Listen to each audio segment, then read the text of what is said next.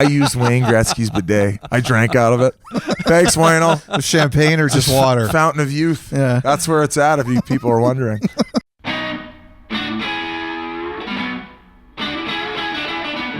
Pleased to be joined now by, how do we phrase this, Elliotte? Podcasts unite, podcast invasion of spit and chicklets. How do we introduce someone like Paul Bissonnette? Paul, if you were me or if I were RA, how would I introduce you right now? Oh, man, I don't know. We kind of all suck at the intros. I'd say RA and Wit are far superior to me.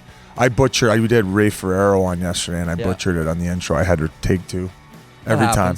I get so nervous. It's like I'm going out there for a game. It's funny because normally you come on, the first thing you say on the podcast is, how about the Coyotes won big last night, still competing, still trying hard. But the question I have for you is, when did you decide during your career that you were going to turn your post-hockey life into like a media superstar and do it in a way that no NHLer has ever done it before? Well, I mean, I think it became successful because it was organic. I don't know if you guys just know the story. I was pretty anti-Twitter, and then Scotty Upshaw kept talking me into it. He's like, come on, man, got to get on there. And then finally I joined, and, obviously I kind of just say what I want to say. Mm-hmm. It was a lot more aggressive in the early days. Well, I remember you were fighting with people. Oh, yeah. I would go at people all day. I still do sometimes. I do it far less now because it's exhausting. But back then I was just sitting on the couch after training or practice. So I'd be like, all right, let's go here. Let's ding, ding, ding. So who had the most issue with it? Because I was always told that Don Maloney really wasn't a fan. See, I wouldn't say he wasn't a fan. I think he was aware that maybe the attention that the Coyotes were getting was a positive thing, especially in the midst of them trying to find an owner, and the team started doing better, and like whatever, fans were embracing it, right? Yeah. And that was obvious by the numbers. I mean, some people were probably a little more traditional where they're like, what is this guy doing? This is insane, the fact that this guy is attached to an NHL team and tweeting this stuff out. And but my agent told me to gas it. Your agent did? Your agent said that's it? Yeah, he's the one who, he goes, nothing good can come of this, because I was after the Kovalchuk comment, and I shut it down. And then the team. What did you say about Kovalchuk? I said sorry when he got his deal shut down. I said sorry, communist, back to the Soviet. People. It was the beginning of the PC culture, so I was like, whatever. I'll come off my stance. I'm sorry, whatever. Ended up deleting it. And then the team was getting a bunch of emails like, why would you guys make him delete his account? And like, they're like, what account? We didn't even really know we had a Twitter. What is this? Mm-hmm. So then they're like, hey, can you launch one back up? And when we get to training camp, and then we did that, but it was going to be monitored by Rich Nair. And there was a few times I did get called in the office to get pee-pee whacked, but hey, take the good with the bad, right?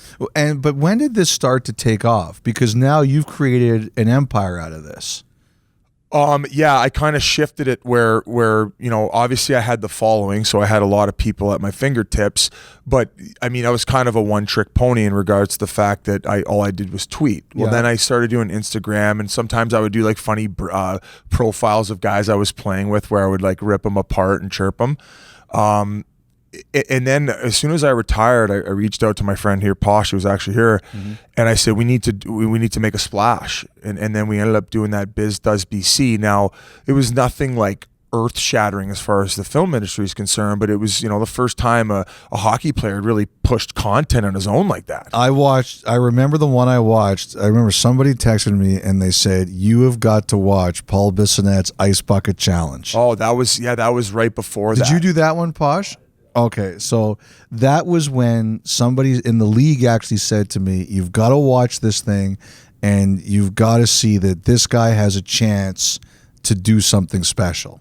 Yeah, and I'm not really polished like a lot of guys. Like we had Ray Ferraro. But that's good. That's part of it. Yeah, and like you guys are so professional. Like if you listen to our, more so than what I would be and would ever be. I'm a little rough around the edges. I swear when I talk, and if you listen to our podcast, you'll know that. But I think that people can relate. So it's absolutely. So that's kind of helps my in. I'm like your everyday guy who somehow mustered out a 12-year pro career and then transitioned it into this. And, I'm hungry for it. I like entertaining people. So I've always described my career, because I wasn't trained for any of this. Like, I went to school for English and philosophy, thought I was going to be a prof and walk the groves of academia and conference hop, and right. So that's what I thought I was going to do. And Elliotte knew me when I first started. I was 23 years old, punk attitude, all of that stuff, right? Never thought I'd end up doing this. So I describe my career as an accidental career. I've somehow... Organic. I guess so, maybe. How would you describe yours? Like, how would you describe how you got to being right here, right now? Putting myself out there. I was, especially once the career had ended. That shoot we did where we did the Biznasty does BC, and then also pushing any type of content. You're going to take your lumps. Sometimes you're going to do things where people are like, yeah, that was cringy, and you didn't execute to what you thought it was going to be. But, it's the people who I don't really care when people are negative about it. I'm more so like, buddy, you try it. Some days you have your good days and bad days, whether it's on the podcast, just like a player would. Yep. And you're going to hear criticism online, but it's the people who are like, but if you think your comment's going to knock me off my path, you're high off your rocker. I'll keep swinging for the fences. I watch it. You watched the Masters yesterday, I assume, right? And I was watching that, and this year, like college basketball too. So there's two things. Last year, Virginia becomes the first team ever to lose as a 16-1.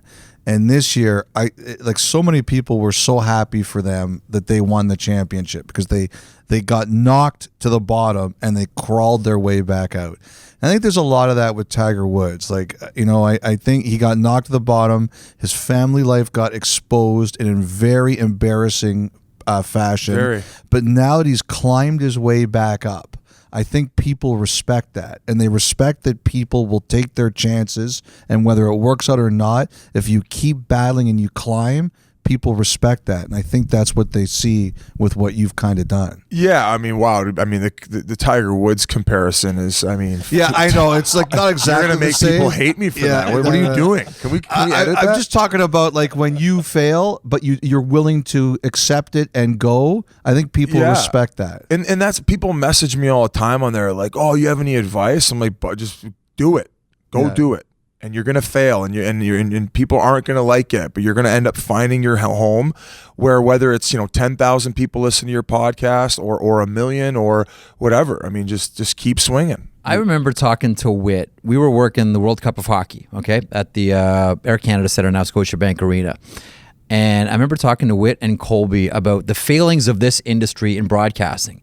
And I was trying to make the point with Whit that one of the things we've always done in hockey media is we've had two players on a panel, but they've put someone like me or Elliotte in between them. Yeah, drive the bus. Right? And I always said, Whit, if you could just find the right two hockey players to do a podcast together where, and I know RA is there to host and direct, but the minute you get two hockey players talking to each other, that's gold. Because we never get a chance, listeners, viewers, never get a chance to hear players talking to each other. Yeah. And I've always felt that's one of the geniuses of Chicklets, is this is two players, you and Whit, talking to each other, and it's that little peek behind the curtain that no one really gets a chance to see or hear. Yeah, and some fans don't like it for the aspect of we're always very lenient towards the players aspect. Like we're empathetic towards what these guys are going through because we have. So we're not telling you to think a certain way. We're just giving you the player's perspective on what may have been going on psychologically in that aspect of whatever the situation may be. But could you do that when you were still playing?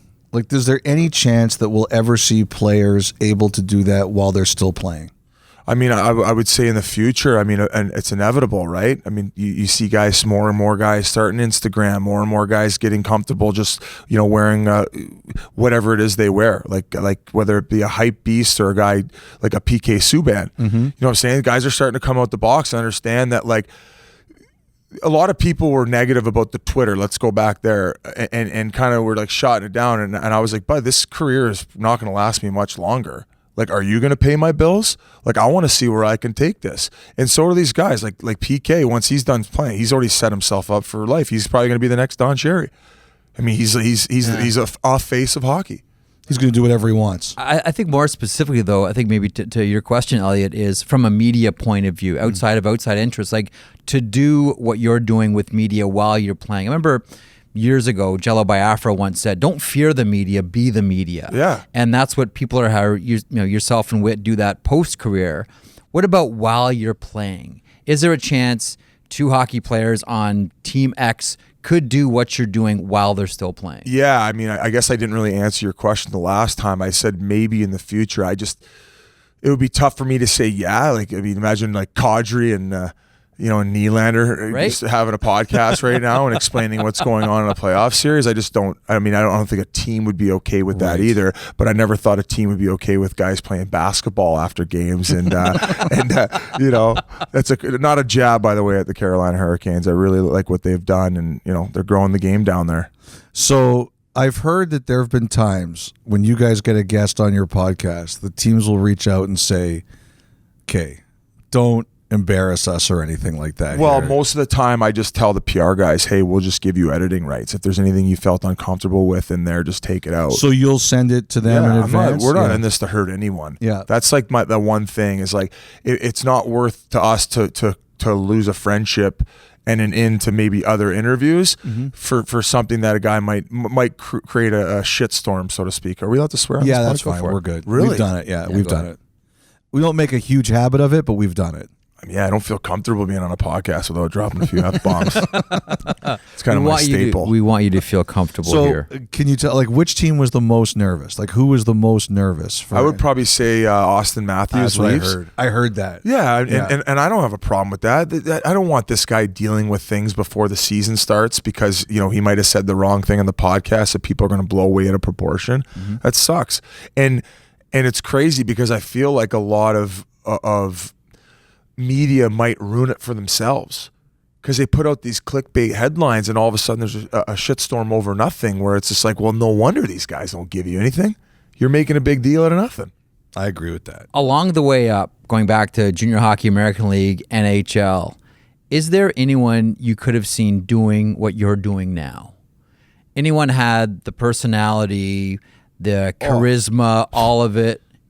It's funny you ask that because a lot of guys, tons of guys, but the problem is like they're nervous. Yeah, they you're taking a leap here that people might not like what you're putting out there, and we talked about it earlier.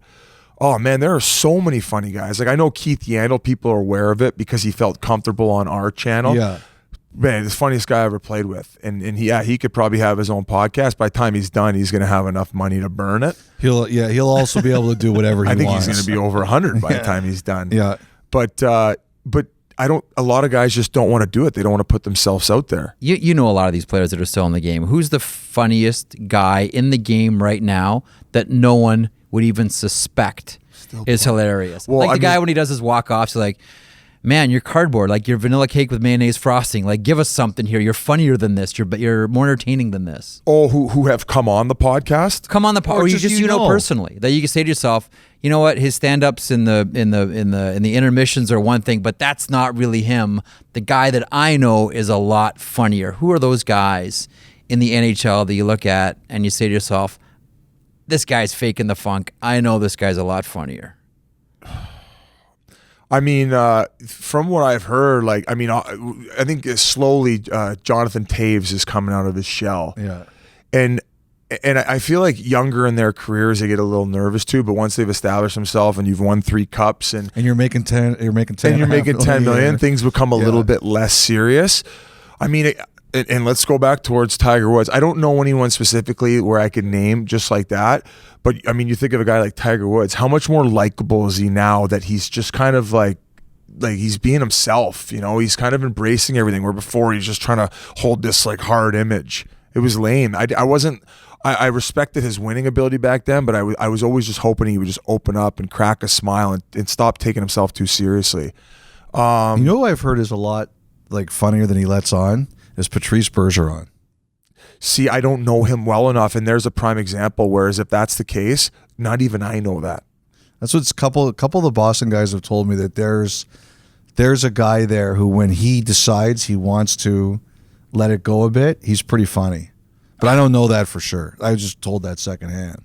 Yeah, I mean, I'm going to come back to that question because I'm trying to think as we go here. Now, the Coyotes, they ever say, like with your crossover and stuff, like you did the pillow talk this year with Tyson Nash, which I thought was hilarious. Yeah, it was just silly, but it was funny. Like I'm looking at it. Why are these guys in beds next to each other? What the heck is going on here? It's just funny. Like I'm looking at this visual and saying, who thinks of this? It's hilarious. Like I thought of the pillow talk idea. That was your idea? If I said it was terrible, would you have said it was Tyson Nash's idea? No. Okay. You can't offend me. Are you kidding me?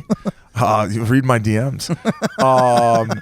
But do the Coyotes ever worry about any of the crossover, something that's said on Spitting Chicklets affecting you with the Coyotes or anything like that? Well, I wanted to establish the Coyotes gig first, and then I hopped on the podcast, and surprisingly, they haven't said anything, but I think that they know that I'm picking that over Coyotes because, and that's not a shot at the Coyotes either. I'm not polished, and we talked about that. My outlet is Spittin' Chicklets. That's where I get to be myself, and for that reason, I think it's grown to the size it has, and I have full creative control. The most exhausting thing is working with corporate brands, although it's nice too, and it's the money's a little bit easier. Is I don't have someone telling me, yeah, I watch what you say there, or yeah, I think we got to change that up. It's exhausting. There's people who don't want to be told what's funny anymore, and there's a market for it, and we're in it. Mm-hmm. You know what? You're one of their best ambassadors too. Like you always talk them up on the podcast, so I can't see it being a problem for them at all. No, and if it ever became a problem, they could come to me and let me know. But I'm not in this to hurt anyone. I'm just being myself, and if it were to upset them, I would be totally okay with that. I'd say, hey, I respect your decision. I understand that you're looking out for your best interests as a company and an organization, and I would have no problem getting canned. The thing too is it's growing, Paul. Like the NHL is starting to use you now in some events. I laughed my head off at the tour this year with the "What's in the Box." Yeah, that was good. That was their idea. So that was their idea. They thought of it. It had already been done before, and I'm like, okay, that's a cool concept. Wasn't sure how crazy the guys were going to be about it. They played along. They were good. Yeah, they were nervous. Like you could tell they were really nervous about it. By day 2, I think a few of them had caught wind, so we weren't able to use that footage. But we were planning on actually putting them in the box. But then the NHL was like, could you imagine Austin Matthews gets bit by a lizard and he gets an infection and he's unable to play the start of the season? Hey, I wouldn't be able to walk the streets of Toronto. Matthews out for the year, Komodo dragon bite. Yeah, bullfrog fungus infection. The most creative press release ever. But like I'm curious. Like, what's your goals here, Paul? Like, where do you want this to take you? I'd like to do more of those. My main objective in my post hockey career is to show fans the lighter side of these guys as much as possible. That's why I did that little show.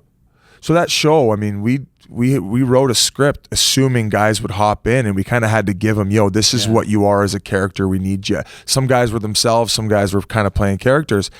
And I mean, I think fans liked it because they're like, man, these hockey guys are acting. This is ridiculous. They suck. They're terrible, but this is kind of funny. That's good. That's good, though. Right. So I want to do another one and start expanding the roles, bigger production. Yeah. And just, I mean, fans spend a lot of money to watch these guys play.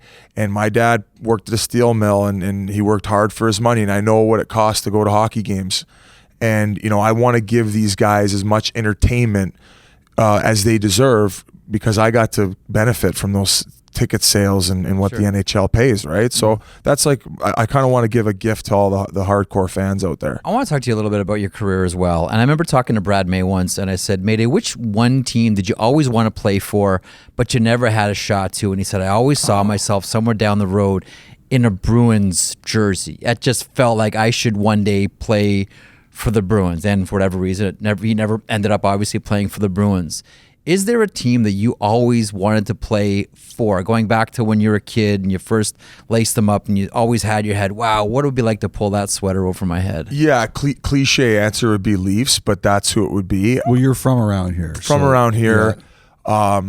Also, when I was picked up by waivers by Phoenix, 3 teams put in a claim: Minnesota, Toronto, and Phoenix. and Phoenix had finished the worst of those 3 teams, so they got to claim me the year that I got picked up after I got sent down in training camp by Pittsburgh. So it was my 4th year, so I was past entry level, so I had to clear waivers, and they snagged me. And I mean, Toronto would have been cool. Although I did have a good memory in Toronto, the first game that my dad had ever seen me play, I ended up scoring the game winner against the Leafs. Nice. Yeah. So my mother was sick at the time, so she was unable to attend the game. Crazy enough, Buffalo would be my other answer because that's even closer to home. Sure. And I went to a lot of games there. My dad would take me there instead. The old Odd? It was a lot cheaper, of course. Yeah. At the old Odd. Great place to watch games.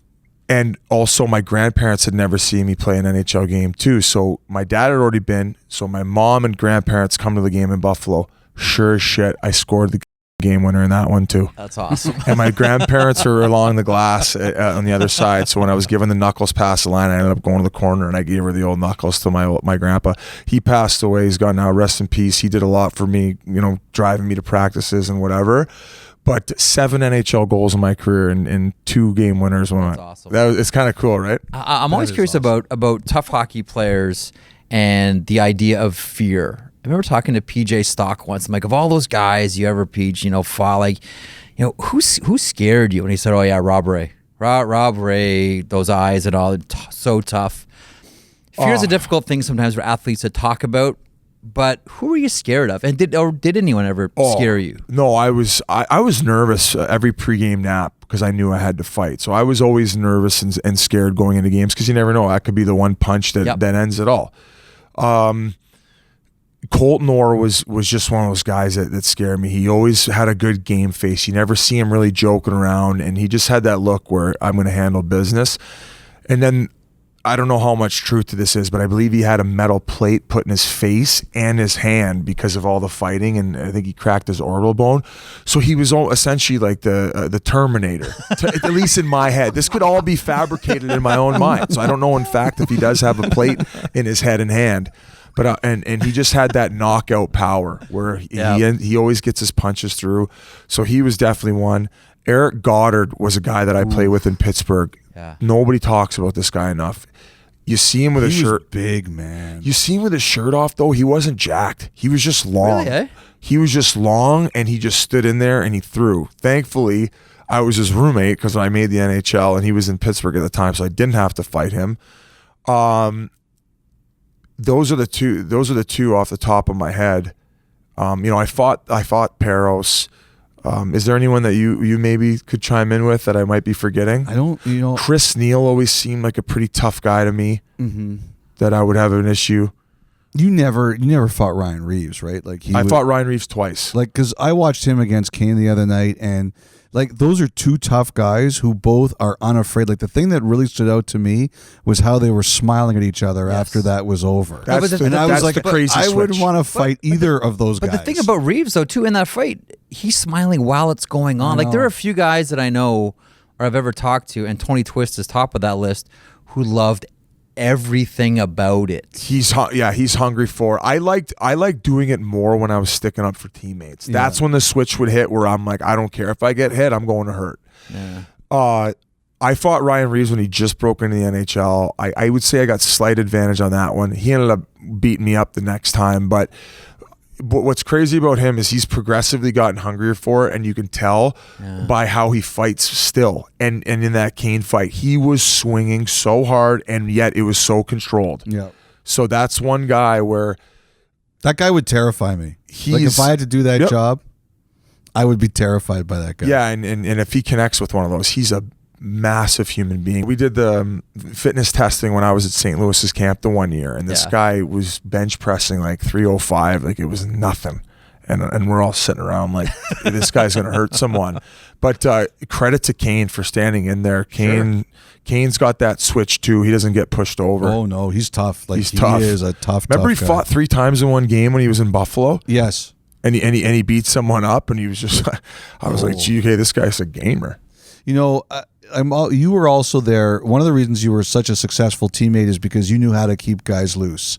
And what's your favorite story of maybe just guys having a rough time or the team's having a rough time and I'm going to do something, and not only was it funny, but it worked? Maybe not at the NHL level, but when I was in the Calder Cup year of when I was in Manchester. Yeah, I was just, we didn't lose many games and we didn't go through many tough spurts, but we were a team that really knew how to deal with adversity. Like we would turn it around pretty quick. Basically the opposite of Tampa right now. Quick job there. Can't wait to hear from you Lightning fans. I would dance naked and like really get in the guys who were serious face to get the room, and even they would just crack a smile. Like Jordan Wheel was one guy who was there. He ended up being playoff MVP that year, and he's in a routine before games. He does meditation and he's got his whole thing. And sometimes just go by him with the old or something, just ask him if he's got any clear tape. And hang on, were you the guy that was most comfortable being naked in every room you were in? Oh yeah, there's always that one guy who's just way too comfortable. Yeah, I'm one of those guys for sure. There's some guys really biz, throw some clothes on, like, because I'll come up and like put the leg on the bench and be talking. I'm just like playing with my nuts, being like, how's the PP doing? I saw you guys talking there after practice, and they're like, Jesus, dude, they don't want to catch anything and bring it home to their wives. I would say the jester aspect was always something I embraced, especially after I transitioned from actually being somewhat of a player to a fighter. That was an overnight decision, because it was presented to me when I was in the Pittsburgh organization, when I'd just gotten called up from the East Coast to the AHL, and they said, we're going to put you at fourth line. And I said, I know what that means. And then I said, are you going to do it or you're not? And that's when I started fighting, right? So at that point, you're playing 5 to 7 minutes a game. Well, you got to bring another element. Sure. Be a good teammate. Go get them a water if they need a water. Like after game, hand out protein shakes. And a lot of guys are just like the egos take over where they think they're too good for something. I that decision got me 5.5 years in the NHL.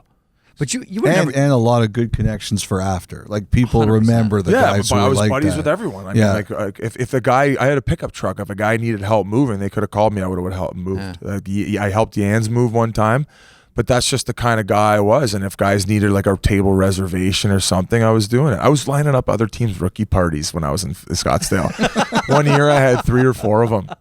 And then afterward, we'd go to Gretzky's place. Oh, yeah. Because Gretzky had bought a place near Old Town, and his kids were going to ASU, and the market was down. So he's like, I'm not taking a bath on this. I don't need to sell it.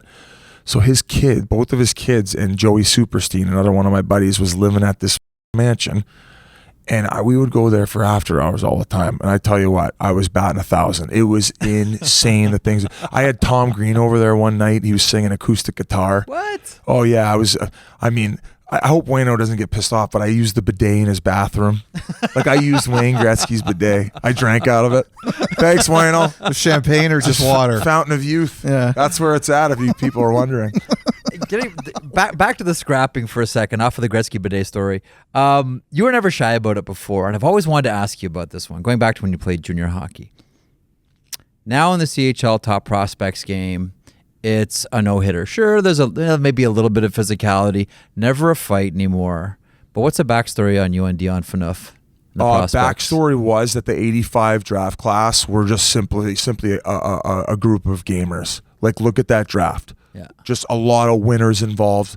Getzlaf, Perry, they have a cup. I know they're not playing up to what they used to be now, but Jeff Carter, Mike Richards, the list goes on. It is crazy. Giroux, yeah. And in that prospects game, like guys were there to play. And there was a lot of people who still trying to like advance in the draft and stuff like that. And Dion Phaneuf absolutely clobbered Marc-Antoine Pouliot, laid him out. And I was always that type of player where I love sticking up for teammates, even when I was a defenseman in my junior days. And as soon as he lit him up, I just went right over. They ended up going back for the the longest other way. time too. Guys would like line it up beforehand. Like you knew going in, like, okay, Matt Dumba is going to fight this guy in the Kelowna Prospects game. Duncan Seaman's going to fight this guy in the. This was actually happening in other prospects games. Oh, going You away, would know. going away. You knew who was gonna. There was always the invitation that morning, which is fair, and I didn't know that. But man, these like every scout's there. And I mean, it used to be like that. I mean, I feel like everything has just gotten softer as far as the sport's concerned. I don't know what the side of the fence you guys are on about it, but it's like that was a man's game, and guys wanted to fight for draft positioning at that game, and not the whole all-star mentality. Because you went at him hard. I mean, I remember that game well. Oh well, I mean, yeah, he killed Marc-Antoine Pouliot, and we were, mind you, we'd played under 18 that summer before. We were buddies. We were hanging out every day at under 18. Like me, him, and Jamie Tardif and BJ Crombie were inseparable. I'm sure you heard the story on the Spit and Chicklets podcast. So I was the only one using wood sticks still at the under 18. We go to Biznasty, Slovakia, and we have our first practice over there, and I'm wheeling down, I take a shot, my stick breaks. And I'm like, oh, geez, that sucks because I only have probably 8 to 9 on the trip. Well, I go grab another one, I'm skating around, shoot another one, stick breaks again. And I kind of look around and all the guys are chuckling, and Dion Phaneuf's got the biggest chuckle going. Oh, so they sawed them, eh? Dion Phaneuf sawed 2 of my wooden sticks just to mess with me, and I was so pissed, but not pissed where like it created a rift, to where like it created morale. The boys rallied around it, right? So sure as shit, I finished the tournament with one stick and then one extra. Well, I look at the bus as we're leaving after the gold medal game after we just win. Everyone's in a good mood, and all I hear is Dion say, "Hey Biz, that girl looks like she's got one of your sticks." And I look out the window. Sure as shit, he'd went in the stick bag and gave away my sticks to this girl. So I had no sticks leaving Biznasty, Slovakia. So that describes the relationship I have with Dion Phaneuf, which was weird because when he stepped in the league, a lot of people, even when he got with the Leafs, a lot of people just, they don't like him because they probably think he takes himself too seriously. But behind closed doors, there's your example. That's the guy? There is your example. Organically, it came out. Dion Phaneuf is such a funny guy, great teammate. One of those funny vets that really likes to get on the young guys, but not to get on them, but just to make them feel like they're a part of the team. Who are your best friends? Like, who are your best friends in the game? Keith Yandel is one of them. I talk to Shane Doan quite a bit. Shane Doan is he helps balance me off because sometimes he'll call and give me advice about certain things where he's like, "Hey, I'm just giving it to you from this perspective, just to give you a heads up." So I really appreciate Doner's friendship. Who else? God, obviously Witt. Yep. Brooks He's a great Orpik. guy. The problem is so many guys are in all these different places, and I'm so busy now. I don't keep up with friends as much as possible. Boyd Gordon was a very good friend of mine. Well, it's so funny because we used to like he would not say 8 words to us. He's he's dark. But he can't. Yeah? He couldn't be public with his sense of humor because people are so sensitive nowadays. But Boyd Gordon, just a wonderful human being, and oh man, and him and Jans would go at it sometimes, and Jans would get him riled up. But I mean, Gordon was the ultimate teammate. Have you ever seen this guy block shots? Oh yeah, oh for sure. He was like Jarmelson, but he was the forward guy, so he was eating him closer, and he put his body on the line every game. So he was one guy for sure I gravitated towards. Okay, finish this sentence. The one thing people don't understand about Sean Avery is blank. Oh man, that's a tough one. I think that he's the Grinch. Sean Avery's the Grinch. There's a heart in there. I think early on he got positive reinforcement from the fact that he was being like negative and mean and a bit of a circus. So anytime that you get positive reinforcement when you're doing something, you kind of keep running with it because you know that's now becomes your persona. And I don't think he cares. I would say that he's blackballed himself from a lot of things because people know him as that evil human being. What I tried to do with that piece that I did with Spit and Chicklets was just kind of show the lighter side of him. And he's a different human, and some of the things that he says I don't agree with. But one thing I do respect about him is that he'll speak his mind, and he doesn't hold back, and it's refreshing sometimes to hear that.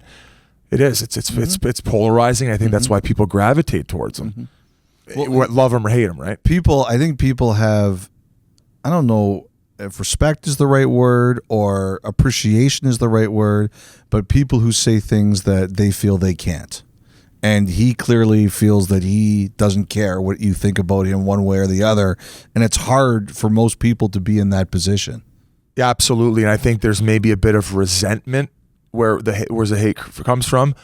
The financial freedom is the ultimate goal for anyone. I mean, once I hit my number, see you later. I don't care what anyone says about me. I'll be off the grid. How close are you to that? I'm not close right now. I'd like to. I have a number in mind. I think by the time I'm 40, I could get to it. But that's only thing I do right now is I just work to get to that number. Because at that point, then if maybe just do the podcast. I don't got to stress myself out, and then maybe work on some other projects where I don't have to. I wouldn't say sell out, but make money. Okay, so right now in this room where we're doing this, if you're just listening at Apple Podcasts or at sportsnet.ca, we're in the ice surfing room. Use this room for playoff coverage as well. On the wall behind you, there's a picture of Mike Bossy with Wayne Gretzky. Above there's Mario Lemieux with his famous move on John Casey. You have Lanny McDonald holding the cup. Over there is Mark Messier and Wayne Gretzky as well. If Paul Bissonnette redesigned this room to make himself comfortable with visions from the past and iconic hockey players that you always admired, jerseys, all of it, if you made the hockey den that this is sort of fashioned after, who would be on the walls? Well, I mean, I don't disagree with the ones that are already up there. I don't know what made me think of this. I mean, I feel like you're kind of baiting me to say a bunch of plugs and fourth line fighters. No, listen, if it were me, I'd have a picture of Gump Worsley. There'd be like Mike Palmer. It would be like guys that aren't of that superstar ilk. My prediction is that it's nothing we're even thinking about here. Like, you would do something totally different. Well, yeah, I feel like I need an entertaining answer. That's what you guys are expecting. I just want just an honest answer. Maybe some pictures of those old cards of weird uniforms, like the SEALs, where you have a guy with like Harry Dick as a name. Those traditional names that people laugh at now. Maybe some signed sticks from a bunch of no-namers. Yeah. Like Danny Heatley. I told the Danny Heatley story on the podcast as well, how he used to ask all the fourth liners and fighters for signed sticks. So good. Which is funny because everyone always used to ask all the skill guys, so he made us feel important. So maybe a shrine to all the plugs and the no. I mean, let's be realistic. If I wouldn't have had Twitter, nobody knew who the fuck I was. I'd be one of those people on the wall. So here's my last question for you. I have admiration for what you've done. I appreciate that. It means a lot. Both of you guys. You've created something where a lot of people were either unwilling or afraid to go, and it works for you. And I think that the NHL needs that. And you stayed, as you mentioned, you lasted 5 years longer in your career because you were willing to be that teammate that was always willing to help out. Who would be the person that if they walked up to you and said, Paul, I really admire what you've done, who would be the most that person that you would say, like, wow, I'm so glad to hear that from you?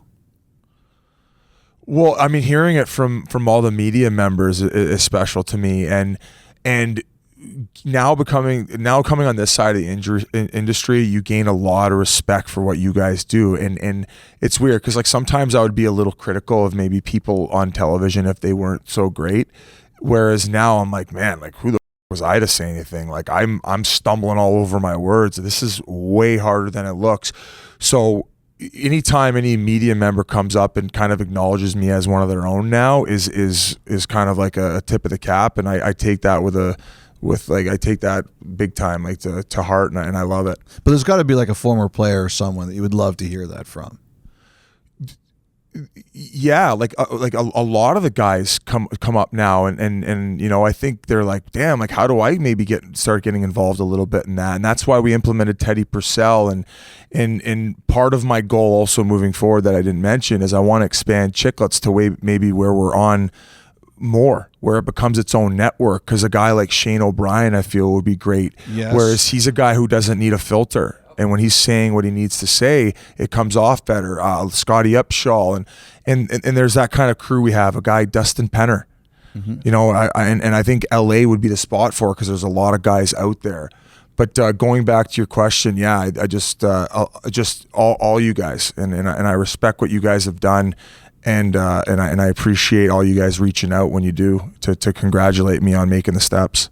Watching you has been a lot of fun. Like through the career, all the stuff on Twitter, post-career has been outstanding. Sometimes it's forest for the trees and you don't understand it until you pull yourself back or you're not in it anymore. do you understand how impactful you've been? Like, do you get a sense, Paul Bissonnette, of who you are in this game, who you are in media right now, and what you're doing to move this game forward and make it a more personality-based shine on people that have had a hard time expressing themselves? Like, do you get a sense of how big you are in this industry? Maybe a weird question to ask because you're in the middle of it. Yeah, I mean, and it's tough to not sound conceited when you answer it. You know, the feedback has what's kept it going, where I want to do more and more and more. I mentioned earlier, like, I love to entertain. I want people to watch a clip or a 10-minute video and maybe get outside their lives and get away from what was bugging them or what they were miserable about, and just have them enjoy that period of time. And as I've slowly done it, the feedback is what's kept me going. So yeah, like when I get stopped on the street, it's, you know, it's a comforting feeling. It's like, you know, we're changing the culture a little bit. We're trying to make hockey more interesting and bring it outside the box of where it's been for a long period of time. That's why when like Don Cherry, which is weird because he's kind of made a career off being charismatic and wearing colorful suits and speaking his mind, he kind of likes that old school mentality where, like, you know, speak when spoken to kind of thing. And that's where I'm like, no, like, these guys need to walk in the rink with a big Gucci trench coat on. Like, let's go. If that's them, let's see it. So that's kind of where I'm at with that. And you know, obviously I don't think that I'm as impactful as you're making it out to be, but I appreciate the comments. You should have answered that by saying, I know I'm a big star, while patting yourself on the shoulder at the same time. Yeah, but I mean, based on where I want to get, I don't think I'm there yet. So the goal, the bar is higher. And, you know, I want to keep pushing the envelope. I want to keep pushing more and more content with all these different crazy weird personalities in the NHL. And the one advantage that we do have with Chicklets is the fact that I was in the locker room with them.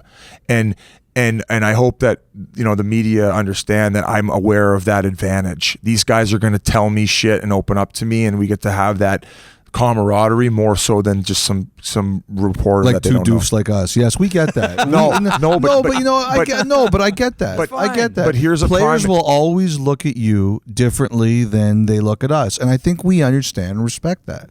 I do. Sure. But now saying that, and that goes back to the people saying, you know, oh, it might be too hard. Where did you come from? How did you get your start? I'm just using you as an example. You know what? You're one guy where I can sit down in a room now and you basically like you were a player, and I'm going to be very comfortable with you. You've earned that. It's taken how many years of your life? You know, Paul, I still don't feel that way. Like, I think the moment you feel that way, I'm telling you, I'm a player. I feel that way with you guys. Yeah. You guys have earned it. It's very nice of you to say, but I don't think you can ever rest on that. It's like, you talked about it earlier. It's like being a player. You're only as good as your last show or your last podcast. If your last podcast stunk, your next one better be good, right? That's the way I kind of look at it. Yes. I would say another advantage that you guys have is you're usually very fair with your assessments. You guys are level-headed. Mm-hmm. You know, you're going to say, you know, this guy has not necessarily been playing great lately, but like some guys like to come in, like a Milbury, who is another hockey personality who I respect. And I know we've kind of had a little rift in the past, but now that I'm on this side, I'm like, hey, this guy is trying to entertain. That's his opinion, and that's the way he wants to communicate it. Whereas he kind of just like rips on guys, and like, you know, he's pretty out there and pretty firm with his comments, where maybe he won't have that level of respect from other players in an interview that you would. So that, I think, to me, that benefits you when you're doing this type of stuff. Good to know. Let me conclude on one, get your thought on one person specifically, and that's RA.